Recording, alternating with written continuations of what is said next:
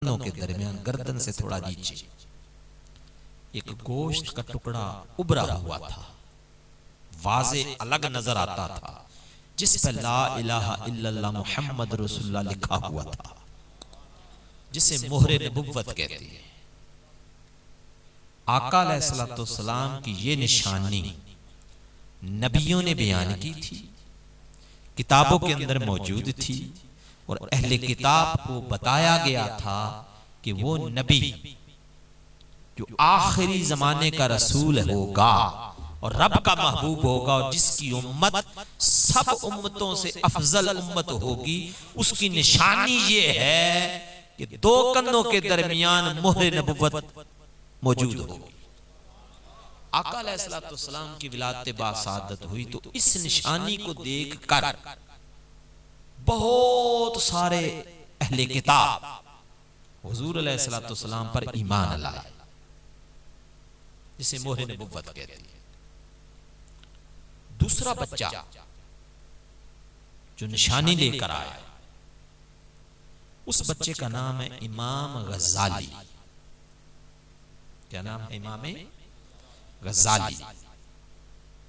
अल्लाह पाक ने करम किया, मुझे तौफीक दी और मैं इमाम गज़ाली के मज़ार पे खुद हाजिर हुआ, हाथ बांध के खड़ा हुआ और आपसे फैज लिया। इमाम गज़ाली की मशहूर किताब अहयाउल उलूम है।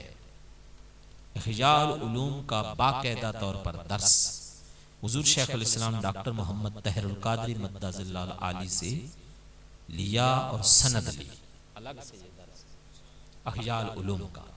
और ये भी मैं आपको बताता चलूं कि जब जिस जमाने में इमाम गज़ाली ने ये किताब लिखी थी अहयाउल उलूम वद्दीन, इस किताब के लिखने पर उस जमाने के उलमा ने इमाम गज़ाली पर कुफर का फतवा दे दिया था कि गज़ाली काफिर हो गया। क्या हो गया? काफिर हो गया। और गज़ाली की किताब अहयाउल उलूम पर सदियों तक पाबंदी रही कि ये शाया नहीं हो सकती, इसे पढ़ा नहीं जा सकता, इसे पढ़ाया नहीं जा सकता, पाबंदी रही।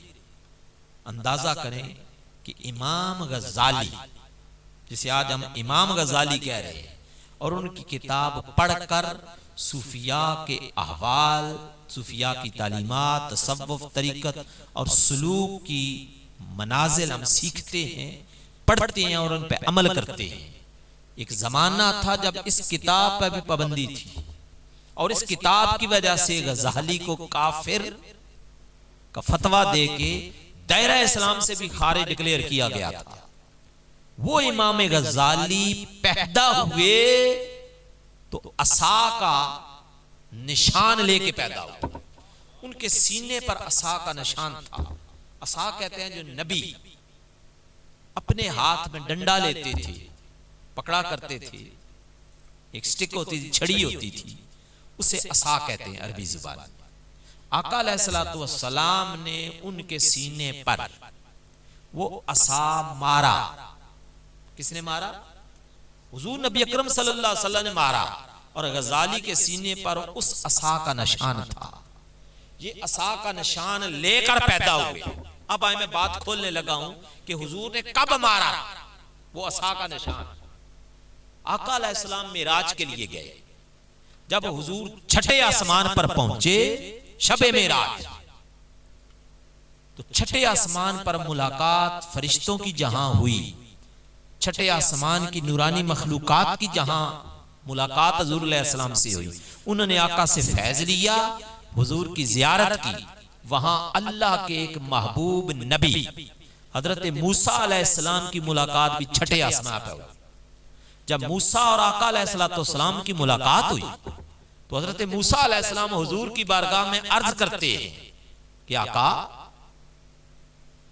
आपका एक इरशाद है जिसके बारे में आपसे एक सवाल करना है। हुजूर ने पूछा, मूसा बताएं सवाल क्या है? मूसा अलैहिस्सलाम फरमाने लगे, अब दोनों नबी हैं, बातें कर रहे हैं, मुलाकात कर रहे हैं, और जगह कौन सी है? छठा आसमान।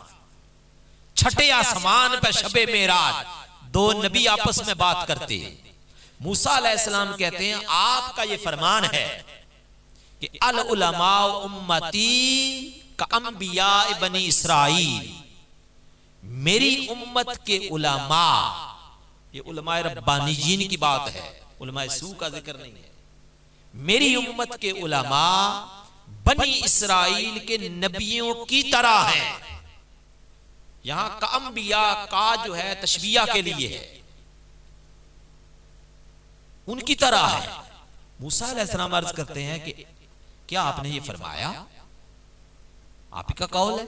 हुजूर ने कहा हाँ ये मेरा कौल है। तो मूसा अलैहिस्सलाम अर्ज करते हैं कि ये कैसे है कि आपकी उम्मत के उलमा बनी इसराइल के नबियों जैसे हैं, मैं बनी इसराइल का नबी हूं। आप किसी उम्मत के आलिम को जरा बुलाएं,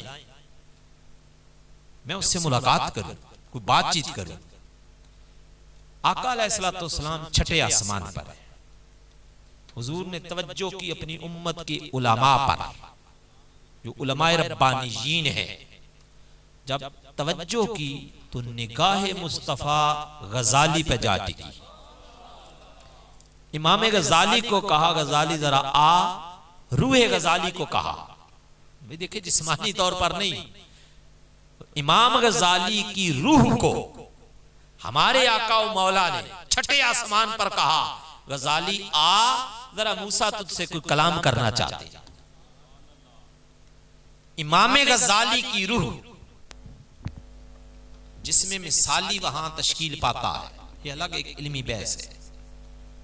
अपने जिस्म मिसाली के साथ छठे आसमान पर मूसा अलैहिस्सलाम के सामने जा पहुंची। अब इमाम गजाली और मूसा का मौला ताजदार कायनात छठे आसमान पर है। जब हाजिर हुए हुजूर को सलाम पेश किया, मूसा अलैहिस्सलाम को सलाम पेश किया। अब इमाम गजाली खड़े हैं, मूसा अलैहिस्सलाम हुजूर से इजाजत लेते हैं कि क्या इजाजत है मैं गजाली से बात कर लूं? मेरा बगैर इजाजत के कलाम नहीं होता। हुजूर ने इजाजत दी। अब मूसा अलैहिस्सलाम पूछते हैं कि ऐ उम्मत मोहम्मद के आलिम, आपका नाम क्या है? पहला सवाल किया, आपका नाम क्या है? इमाम गजाली जवाब देते हैं और जवाब से पहले अपने आका को देखा। हुजूर जवाब दूं? भाई नाम बताऊं? हुजूर ने कहा हां गजाली बता।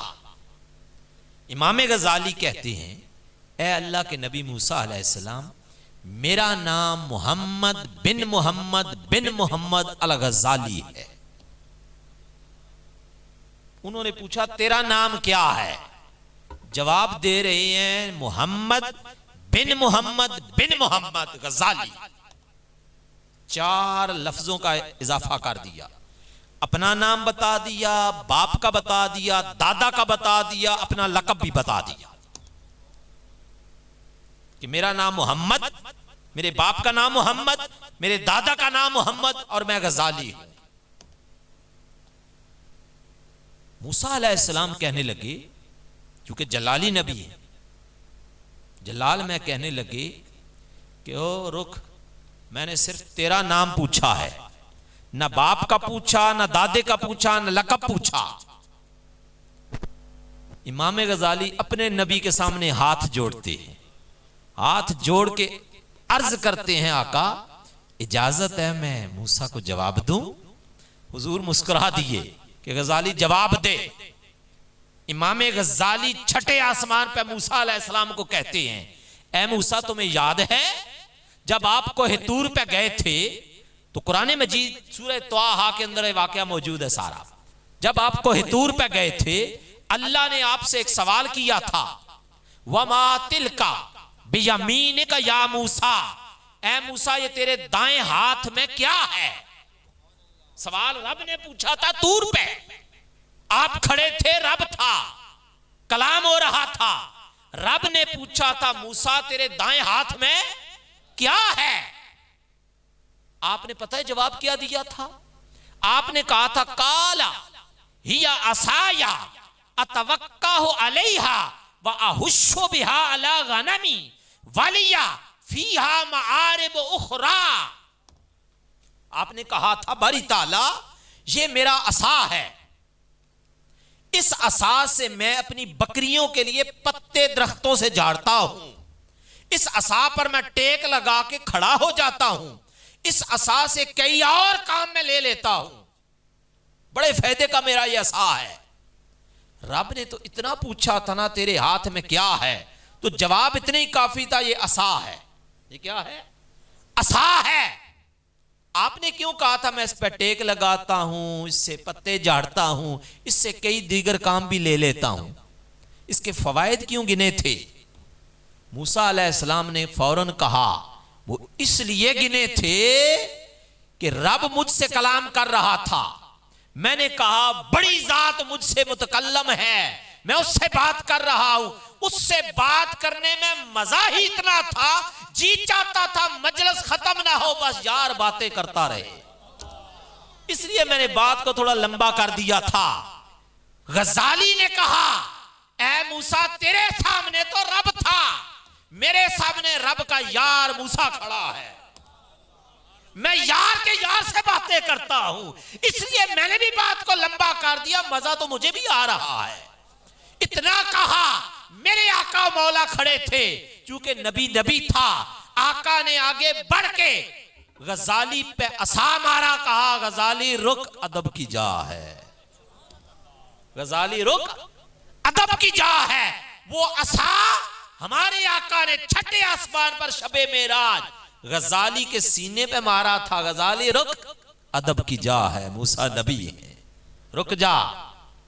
हुजूर जानते थे मेरी उम्मत का आलिम क्या क्या कर डालेगा, रोक दिया। वो जो असा मारा, गजाली पैदा हुए तो सीने पे असा का निशान था। दूसरा बच्चा ये निशानी लेके पैदा हुआ। तीसरा बच्चा जो निशानी लेके पैदा हुआ उसका नाम शेख अब्दुल कादिर जीलानी है।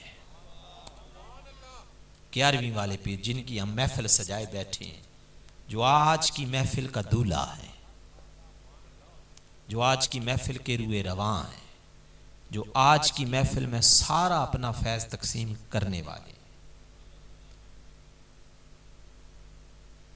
बहुत कम लोगों ने ये बात सुनी होगी कि आका अलैहिस्सलातु वस्सलाम का ये प्यारा बेटा पैदा हुआ, शेख अब्दुल कादिर जिलानी अल गिलानी 11वीं वाले पीर, 11वीं वाली बड़ी सरकार दुनिया में आई तो अपने साथ पैदाइश की एक निशानी लेके आई थी।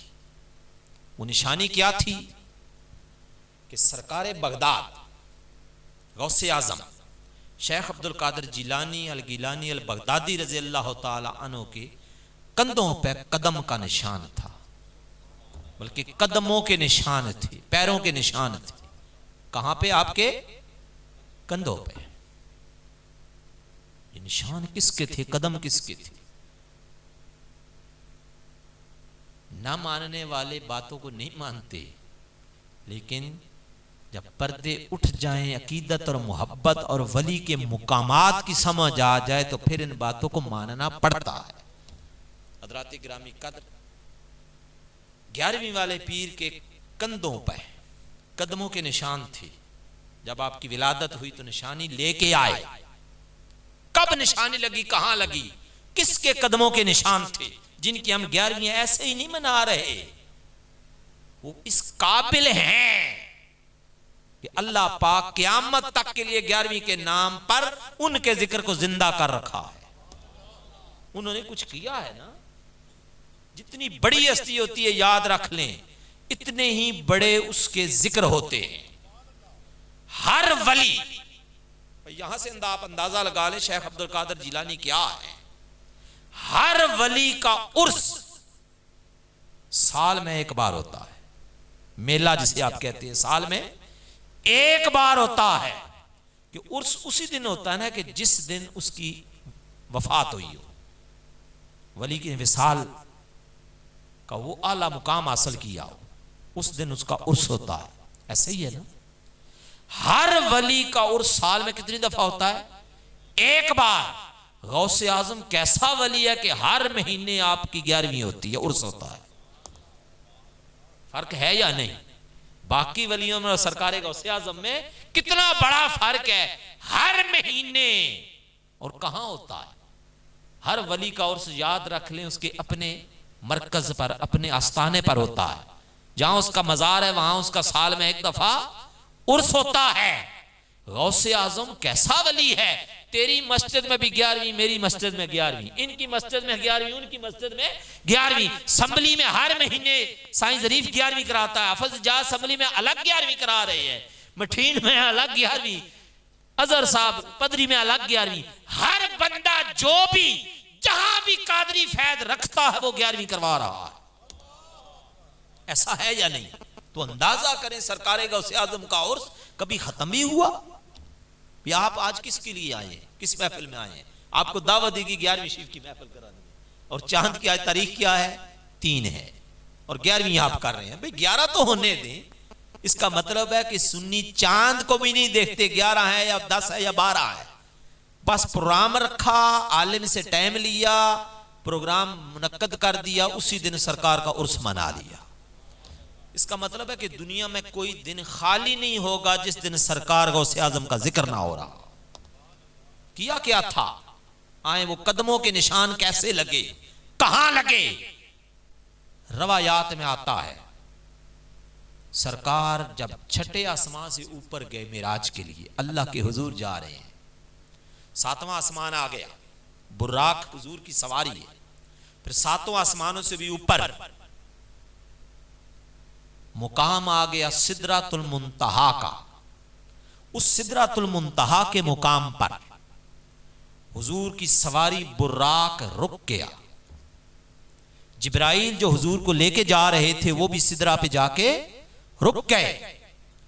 दोनों नूरी थे, हाथ जोड़ के अर्ज करने लगे, आका मक्कातुल मुकरमा से आपके साथ चले, अक्सा तक आए, अक्सा से फिर सिदरा तक आए।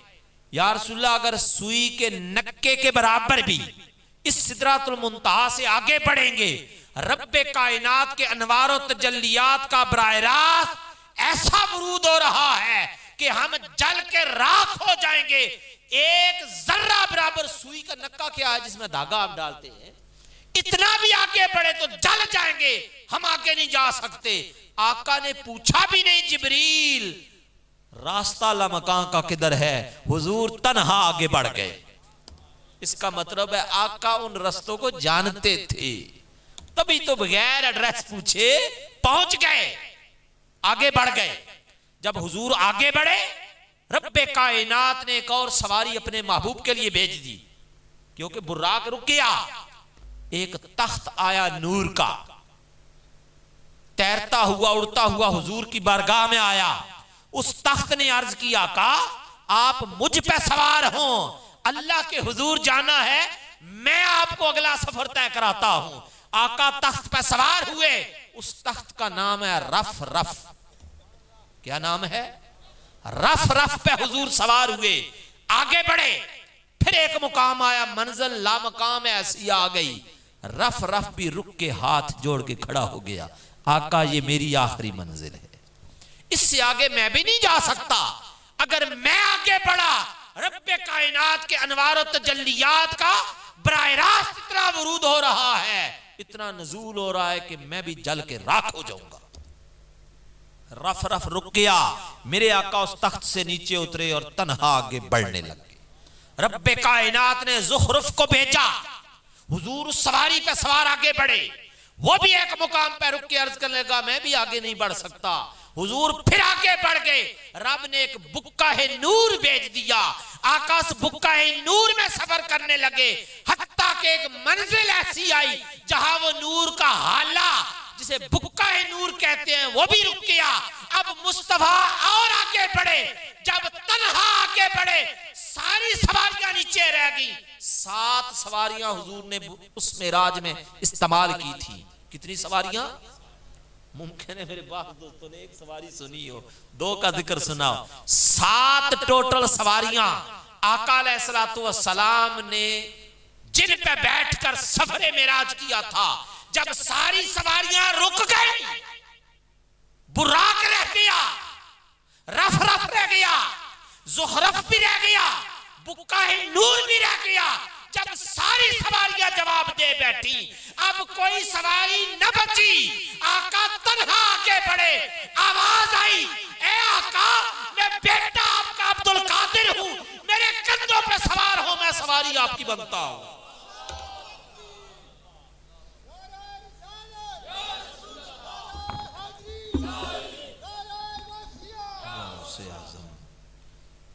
आका अलैहिस्सलाम जब सारी सवारियों से आगे गुजर गए, आखिरी सवारी मुस्तफा की कौन बना? शेख अब्दुल कादिर जिलानी, 11वीं वाले पीर गौसे आजम जिन्हें कहते हैं, वो आगे बढ़े और अर्ज किया, मेरे कंधे आपके लिए हाजिर है। मुस्तफा कंधों पे सवार हुए, कदम पैर रखे अब्दुल कादिर के कंधों पे। अब अब्दुल कादिर जिलानी की रूह सफर करा रही है और मुस्तफा मिराज का सफर कर रहे हैं। वो निशान जो मिराज की शब लगे, पादैश के साथ वो निशान नजर आ रहे थे और सारी जिंदगी वो निशान अब्दुल कादिर जिलानी के कंधों पर नजर आते रहे। ये तीसरा बच्चा है जो निशान लेके पैदा हुआ। अब यहां पर एक वफा है, आका अलैहिस्सलाम को मिराज की रात सवारी बन के कंधे पे निशान लगवा लिए अब्दुल कादिर जिलानी ने। मुस्तफा ने लज निभाई, वो मुकाम अता कर दिया कि अब्दुल कादिर तेरे कंधों पे मेरे कदमों के निशान है, तुझे मुकाम और मर्तबा दे रहे हैं कि क़यामत तक के लिए जो भी वली बनेगा उसकी गर्दन पे अब्दुल कादिर के कदम होगा। आपने बगदाद की मस्जिद में ऐलान किया, कदमी हाजा अला रकबत कुल्ल वलिय्यिल्लाह, मेरा ये कदम हर वली की गर्दन पे है। जितने सामने सामीन बैठे थे सब ने गर्दन झुका ली। शेख अब्दुल कादिर जिलानी के सामने जिस जिसकी गर्दन झुकी, रब्बे कायनात ने उसे वली बना दिया। एक शेख सन्नान था, वो आपका क्लास फेलो था, एक इदारे में पढ़ने वाले थे। उसने कहा, अब्दुल कादिर ये क्या बात हुई कि हर वली की गर्दन पे आपका कदम, बाकी सारे गर्दन झुकाए हैं। 70,000 का मजमा था। शेख अब्दुल कादिर जिलानी के सामने जब आप मिंबर पे खड़े खिताब कर रहे थे, 70,000 बंदा गर्दन झुकाए हुए है। शेख सन्नान कहने लगा, ये क्या बात हुई? पकड़ गया, गर्दन झटक दी कि मेरी गर्दन पे आपका कदम नहीं। शेख अब्दुल कादिर जिलानी ने कहा, शेख सन्नान अगर मेरा कदम तेरी गर्दन पे नहीं है तो जा फिर किसी सूर का कदम होगा, खंजीर का कदम होगा। वो सर झटक के उठ गया, शेख सन्नान चला गया। जिन्होंने गर्दनें झुका ली अल्लाह ने सबको वली बना दिया। किसने कहां झुकाई? पैदाइश से 157 साल पहले, कितना अरसा पहले? 157 साल पहले नक्शबंदियों का इमाम शाह नक्शबंद, पैदाइश से 157 साल पहले आलमे अरवा में भी गर्दन झुका देती। चिश्तियों का इमाम हजरत ख्वाजा मोइनुद्दीन चिश्ती अजमेरी खरासान के पहाड़ों में इबादत में मसरूफ थे। मुराकबा किया, आवाज सुनी, शेख अब्दुल कादिर जिलानी बगदाद के मिंबर पर ऐलान करते हैं, हर वली की गर्दन पे मेरा कदम।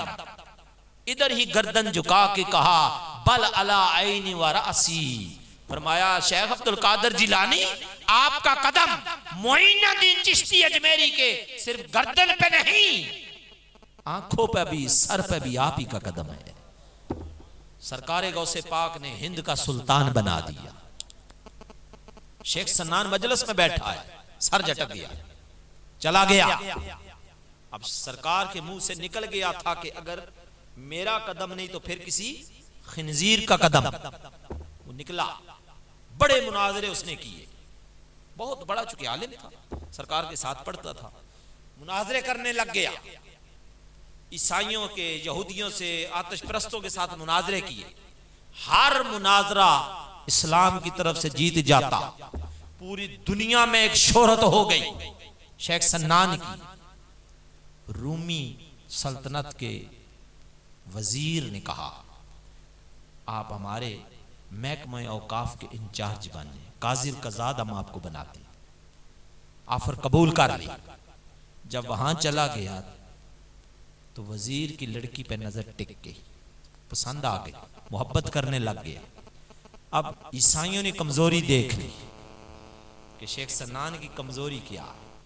अब जब उसने दरखास्त पेश की कि मैं इससे शादी करना चाहता हूं, उन्होंने कहा कि आप मुसलमान हैं, हम ईसाई हैं, आप खंजीर को हराम समझते हैं, उसका गोश्त खाना, उसके साथ ताल्लुक कायम करना, जबकि हम खंजीर को पालते हैं, खंजीर का गोश्त खाते हैं। ये तो बड़ा तजाद है। अगर आप इस बारे में हमसे कोई बहस ना करें, ना उलझें और नफरत ना करें हमारे खंजीरों से, तो फिर हम इस लड़की से आपकी शादी करा दें। उन्होंने कहा मंजूर है। उन्होंने कहा फिर सबूत, इसका सबूत क्या, आप सबूत पेश करें। उन्होंने कहा जी क्या सबूत चाहिए। उन्होंने कहा कि सबूत ये है कि कुछ मुद्दत आप हमारे खंजीरों को जंगल में चराया करें, हमें पता चल जाएगा कि वाकई ही आप नफरत नहीं करेंगे। खंजीर चराने लग गए, एक लड़की के इश्क में आके खंजीर चराने लगे। रोज ले जाते खंजीर, चरा के वापस ले आते, निजाम चलता रहा। फिर एक दिन ऐसा आया कि जब तकदीर ने पलटा खाया। जंगल में एक सूरनी ने बच्चा पैदा किया, पहले दिन का था, चलने के काबिल नहीं था।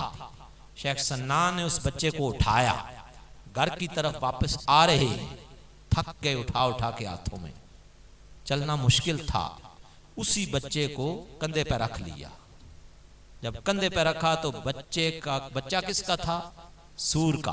उसका पैर आया गर्दन पे। इधर बगदाद में शेख अब्दुल कादिर जिलानी गौसे आजम वुजू फरमा रहे हैं।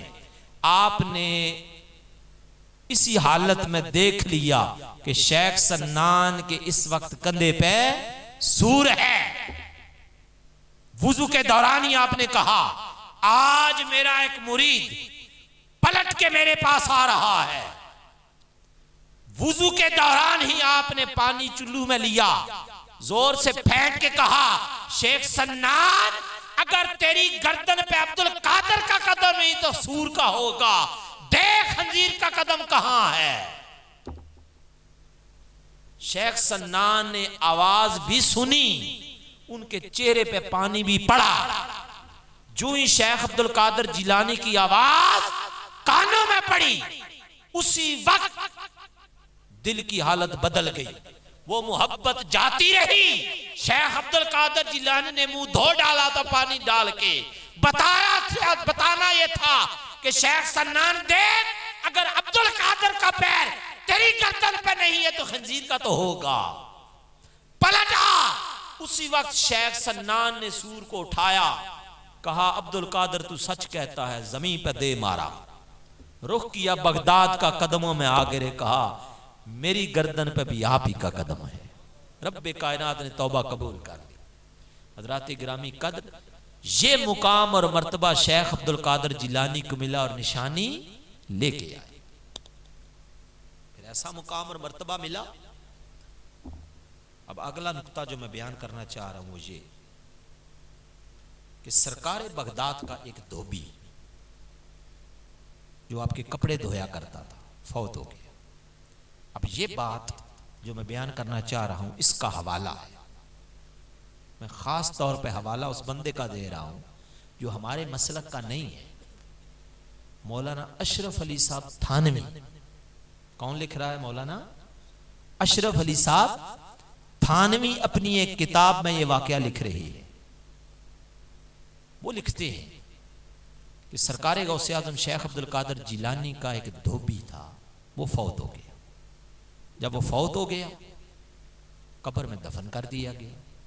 कब्र बंद करने के बाद जब लोग घरों को पलटते हैं तो फरिश्ते हिसाबो किताब के लिए आ गए।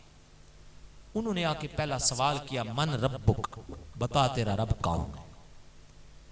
पता है उस बंदे ने जवाब क्या दिया? मौलाना अशरफ अली साहब थानवी लिख रहे हैं, ये डॉक्टर तैयब कादरी की बात नहीं है कि आप कहें अपना आलिम है तो बस मुबालगा कर गया। देवबंदी आलिम ये बात लिख रहे हैं कि फरिश्ता सवाल करता है, मन रब्बुक, बता तेरा रब कौन। बंदा आगे से जवाब देता, मैं गौसे आजम का धोबी हूं। क्या जवाब दिया? मैं गौसे आजम का धोबी हूं। कुछ देर उन्होंने इंतजार किया कि ये क्या जवाब हुआ। उन्होंने दूसरा सवाल कर दिया, मा दीनुक, बता तेरा दीन क्या है। अशरफ अली साहब थानवी लिखते हैं, देवबंदी आलमे दीन, कि उस बंदे ने फिर कब्र में जवाब दिया, मैं गौसुल आजम का धोबी हूं। अब तीसरा सवाल आका अलैहिस्सलाम के बारे में था। हुजूर सामने तशरीफ फरमा है, मुस्कुरा रहे हैं देख के। पूछा गया, मा कुंत तकूल फी हक़ हाज़ा रजुल मुहम्मद, बता ये जो अजीम हस्ती मोहम्मद सल्लल्लाहु अलैहि वसल्लम की है, इनके बारे में तू दुनिया में क्या कहा करता था। बंदा कब्र में जवाब देता है, मैं गौसुल आजम का धोबी हूं। क्या जवाब दे रहा है? मैं गौसे आजम का धोबी हूं। फरिश्ते अजाब देने के लिए आगे बढ़े कि सवालों के जवाब गलत दिए। रब्बे कायनात ने उन फरिश्तों को कहा, फरिश्तों इसे छोड़ दो, इसके सारे जवाब दुरुस्त हैं। दर हकीकत ये गौसे आजम शेख अब्दुल कादिर जिलानी का धोबी है, उनके कपड़े धोया करता था। कब्र में पहुंचा, ये बता ये रहा है, मुझसे क्या पूछते हो, मैं तो गौस का धोबी हूं। जो अकीदा, जो